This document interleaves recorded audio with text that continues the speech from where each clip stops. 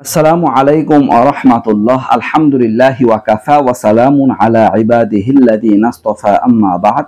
সুপ্রিয় দর্শক শ্রোতা ভাই ও বোনেরা, কাছের দূরের দেশ প্রবাসের যারা যেখান থেকে আজকের ভিডিওটি দেখতে আসছেন সবাইকে অসংখ্য ধন্যবাদ।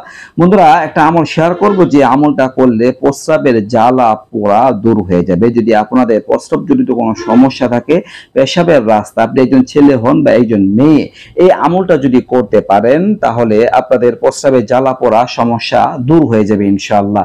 দর্শক, আমাল কোরআনে থেকে আপনাদের সাথে বিষয়টা শেয়ার করব। তো আপনারা চিকিৎসা তো গ্রহণ করবেন, সাথে সাথে এই আমলগুলো করবেন, ইনশাআল্লাহ উপকার লাভ করতে পারবেন। দর্শক, আমরা অনেকে অবহেলা করি না। আমাল কোরআনের মধ্যে এই আমলগুলো দেয়া আছে, এগুলো পরীক্ষিত বুজুর্গানে দিন, তারা এই আমলগুলো করে ফল পেয়েছেন আর এগুলো বইয়ের মধ্যে লিপিবদ্ধ করেছেন। তো কোনো বান্দা যদি আল্লাহ তাআলা রাজি সন্তুষ্টির জন্য যদি এই আমলগুলো করেন ভালো উদ্দেশ্যে, সৎ উদ্দেশ্যে, তাহলে আল্লাহ তাআলা নিরাশ করবেন না, ফলাফল দান করবেন।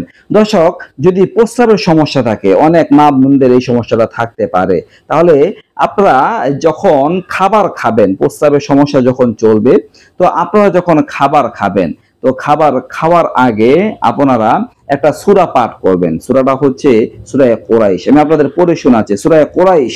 আউযু বিল্লাহি মিনাশ শাইতানির রাজিম।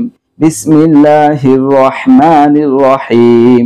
لإيلاف قريش إيلافهم رحلة الشتاء والصيف فليعبدوا رب هذا البيت الذي أطعمهم من جوع وآمنهم من خوف।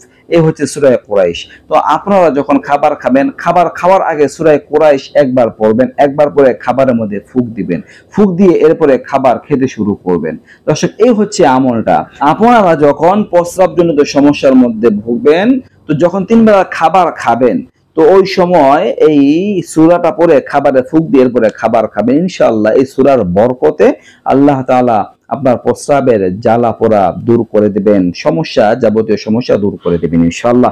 দর্শক, এই ছিল গুরুত্বপূর্ণ আমলটি নিয়ে আলোচনা। আশা করি বুঝতে পারছেন। নিত্য নতুন আরো ভিডিও পেতে সবাই পাশে থাকবেন। ভিডিওটি বন্ধুদের সাথে শেয়ার করে দেন যেন সবাই উপকৃত হতে পারে।